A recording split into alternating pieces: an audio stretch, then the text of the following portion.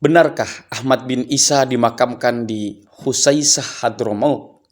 Sebuah karya terbaru dari Kiai Haji Imaduddin Utsman Al-Bantani.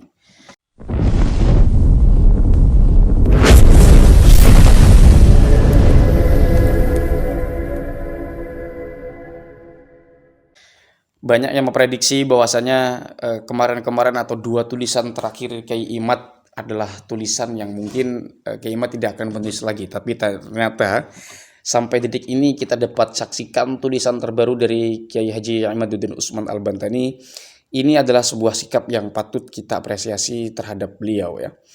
Karena apa yang dilakukan itu berdasarkan penelitian-penelitian dan berdasarkan observasi terhadap sesuatu yang dibahas atau objek kajian yang sedang dibahasnya.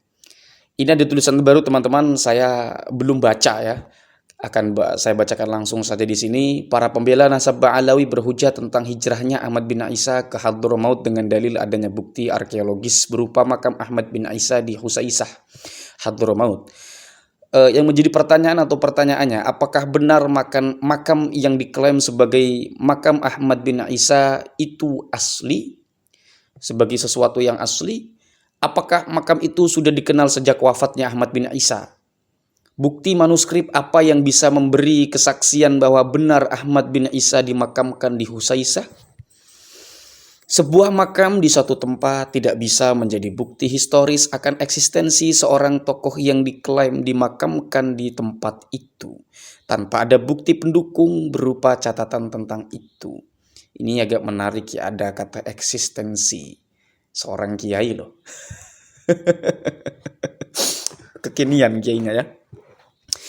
Jika demikian, maka orang Banten di masa ini bisa membuat makam yang indah dan megah kemudian ditulis dengan tulisan yang indah pula bahwa makam ini adalah makam Imam Syafi'i.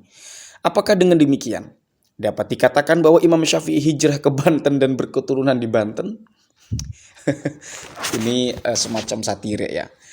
Ketika kita mendengar sebuah sastra lisan di kalangan, bukan sastra lisan juga, artinya obrolan-obrolan, sebuah koredo di tengah masyarakat ketika ada sedikit banyolan orang-orang sekitar di kampung-kampung ketika berbicara tentang sebuah kewalian. Kadang-kadang ada kata sindiran. Ketika melihat ada orang-orang yang terlalu berlebihan menyikapi sebuah makam ya, atau makam yang dianggap keramat ya. Biasanya orang kampung akan mengatakan, kalau mau bikin keramat mah gampang. Cari lahan kosong, lalu buat makbaroh dan tuliskan di situ buyut anu. Lalu kabarkan itu ke orang-orang sekitar. Mesti itu ramai. Itu satire saja ya. Bahwa bukan tidak mungkin dulu-dulu itu kejadian semacam ini terjadi. Dan belakangan tahun-tahun kemarin sempat terjadi di daerah Tangerang. Yang itu kemudian diklaim oleh orang setempat sebagai makamnya Nabi siapa gitu. Itu sempat terjadi hingga akhirnya itu segera ditangani oleh polisi. Ini out of context ya, keluar dari konteks, dan kita kembali ke laptop sekarang. Syekh Ahmad bin Hasan Al-Muallim mengatakan, lam yathbut fi tarikhil Yamani wujudu qabrin mu'azzamin alaihi mashhadun aw masjidun qabla al-aqdi tsani fil qarni al-khamisi illa ma dzukira mimma yusamma masjidasy-syahidaini bi San'a ya alladzi qila annahu ala qabrai Qassam ya nama orang ya, qabrai Qassam wa Abdurrahman ibnai Ubaidillah ibnil Abbas radhiyallahu anhu. Tidak ada dalam sejarah Yaman makam yang diagungkan yang di atasnya ada masyhad dan masjid sampai separuh kedua abad kelima kecuali yang disebut sebagai Masjid Syahidain di Son'a, nama tempat ya. Yaitu yang disebut sebagai makam Qassam dan Abdurrahman yang keduanya anak dari Ubaidillah bin Abbas yang dibunuh oleh Basrah bin Arto'ah, yaitu pejabat yang diangkat Muawiyah di Yaman. Ini teman-teman bisa lihat di dalam Al-Quburiyah fil Yaman halaman 176. Dari keterangan Syekh Ahmad bin Hasan Al-Muallim ini disimpulkan makam Ahmad bin Isa yang ada di Husaisah itu belum dikenal sampai tahun 450 Hijriah sebagai makam yang di atasnya dibangun mashhad dan masjid yang diziarahi orang. Padahal Ahmad bin Isa telah wafat selama 105 tahun. Al-Jundi atau Al-Janadiyah termasuk sejarawan yang gemar merekam adanya makam tokoh yang diziarahi orang. Makam dua tokoh yang disebut oleh Syekh Ahmad bin Hasan Al-Muallim pun direkam oleh Al-Jundi atau Al-Janadi dalam As-Suluk. Ini buah karya dari Al-Jundi namanya As-Suluk yang kemudian diinterpretasi oleh Habib Ali As-Sakron di dalam kitab Al-Burqatul Musyikoh ya. Ia mengatakan, wa qabru tiflaini masyhurun bi San'a fi masjidin yu'rafu bi masjidis syahidaini yuzaru wa yustanjahu minallahi fihi al-hajatu.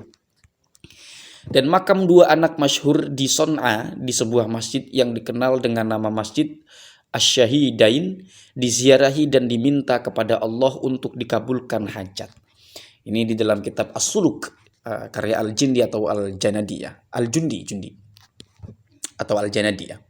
Selain itu, Al-Jundi pun rajin berziarah ke makam para tokoh. Seperti ia merekam makam seorang dokter Irak yang dianggap pahlawan di Qinan. Lalu ia berziarah ke sana, ia berkata, wa qabruhu hunalika wa huwa masjidu jami'in lahu manaratun yuzaru wa yutabarraku. Bihi dakhaltuhu fil muharrami awwala sanati sittin wa tis'ina wa sittimi'atin. Dan makamnya yaitu dokter Irak di sana di Qinan, ia adalah sebuah masjid atau ia sebuah masjid jami' yang memiliki menara, diziarahi dan dianggap berkah. Aku memasukinya di bulan Muharram awal tahun 696 Hijriah. As-Suluk ya. Di dalam kitab As-Suluk. Al-Jundi yang wafat 732 Hijriah tidak merekam adanya makam Ahmad bin Isa, padahal ia sejarawan yang rajin mencatat nama-nama makam yang diziarahi dan dianggap berkah. Artinya pada tahun 732 Hijriah itu makam Ahmad bin Isa belum dikenal seperti saat ini. Telah berjarak 387 sejak wafatnya, makam Ahmad bin Isa belum dikenal orang. Lalu kapan berita bahwa Ahmad bin Isa dimakamkan di Husaisah? Berita awal yang mampu penulis dapatkan adanya Bamakhromah yang wafat 947 Hijriah dalam kitabnya Qoladatun Nahar fi wafat A'yan ad-Dahr atau A'yanid Dahr ya. Dalam kitab tersebut disebutkan bahwa Ahmad bin Isa hijrah di Basrah ke Hadramaut lalu berpindah ke beberapa tempat sampai ia kemudian bertempat tinggal di Husaisah. Mengenai di mana Ahmad bin Isa wafat di dalam kitab tersebut terjadi dua pendapat. Pendapat pertama adalah ia wafat dan dimakamkan di Husaisah. Pendapat kedua ia wafat di Qoroh di daerah Jashib. Ini di dalam kitab Qoladatun Nahar fi wafayat A'yanid Dahr ya. Penulis mencari tempat yang dekat Husaisah yang bernama Qoroh Jashib. Namun penulis tidak dapat menemukan tempat itu. Jauh dari Husaisah, berjarak sekitar 885 km, ada sebuah gunung bernama Jashib. Mungkin gunung itu yang dimaksud oleh Bamakhromah yang mengutip pendapat Al-Khatib yang wafat 885 Hijriah. Konon Al-Khatib mempunyai kitab bernama Al-Jauharus Syafaf yang masih berupa manuskrip. Jika ia wafat di Jabal Jashib, sangat kecil kemungkinan ia di bawah dan dimakamkan Al-Husaisah. Karena jaraknya terlalu jauh, tentunya ia akan dimakamkan di Jashib. Berarti makam Ahmad bin Isa ada dua pendapat. Pertama di Husaisah, yang kedua di Qoroh Jashib. Lalu berdasar apa makam Ahmad bin Isa ini dipastikan ada di Husaisah seperti yang sekarang masyhur sebagai makamnya? Dalam ibarah yang dikutip Bamakhromah dari Al-Khatib disebutkan juga kalimat seperti di bawah ini. Yura 'alal mawdi'i alladhi yusharu ilaihi anna qabrahu asy-syarifu fihi an-nuru al-'azimu wa kana syaikhuna al-'arifu billahi Abdurrahman ibn asy-Syaikh Muhammad ibn Ali Alawi yazuruhu fi dzalikal makani. Dilihat cahaya agung dari tempat yang diisyarahkan bahwa tempat itu adalah kuburnya, yaitu Ahmad bin Isa yang mulia, dan guru kami Al-Arif Billah Abdurrahman bin Syekh Muhammad bin Ali Alawi berziarah di tempat itu.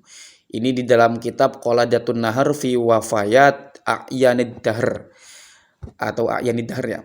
Dari ibarah itu dapat dipahami bahwa Ketika ingin mengisbat makam Ahmad bin Isa, ada petunjuk berupa cahaya yang bersinar dari tempat itu, maka diyakinilah tempat itu sebagai makamnya. Ditambah Syekh Abdurrahman bin Muhammad Ba'alawi, guru khotib, ketika hendak berziarah ke Ahmad bin Isa, yang dituju adalah tempat itu, yaitu Husaisah.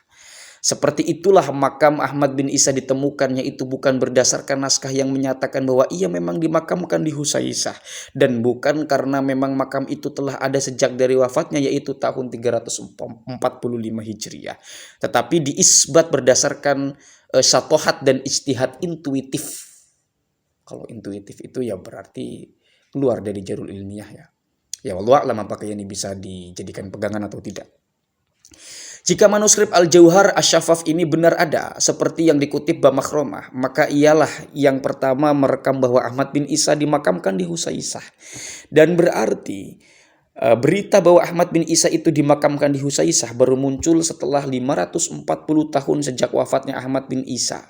Sejak manuskrip itu ternyata fiktif.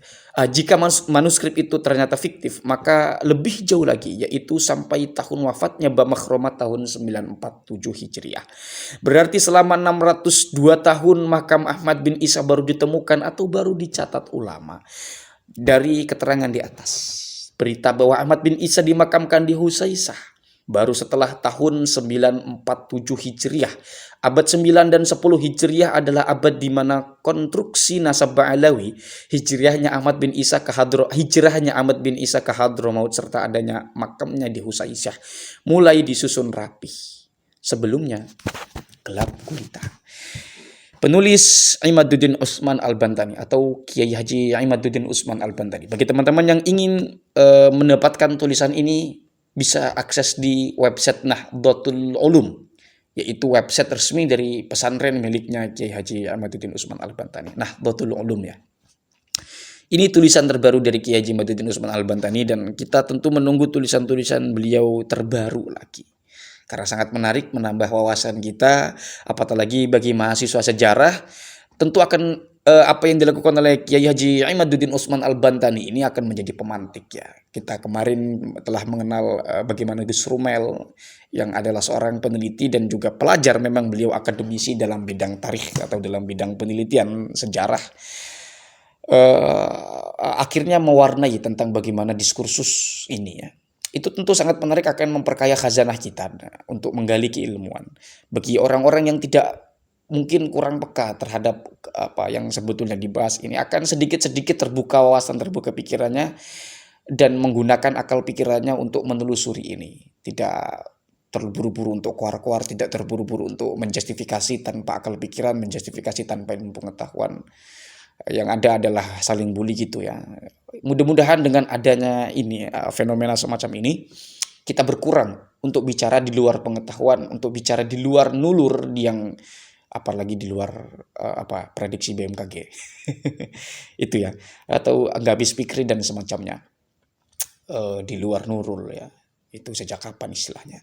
Itu saja teman-teman yang dapat saya sampaikan. Kalau kebanyakan ngomong nanti dikhawatirkan ngecaprak, walaupun ini sudah ngecaprak sebetulnya, tapi mudah-mudahan ada manfaatnya. Hadanallahu wa iyyakum ajma'in. Wassalamualaikum warahmatullahi wabarakatuh.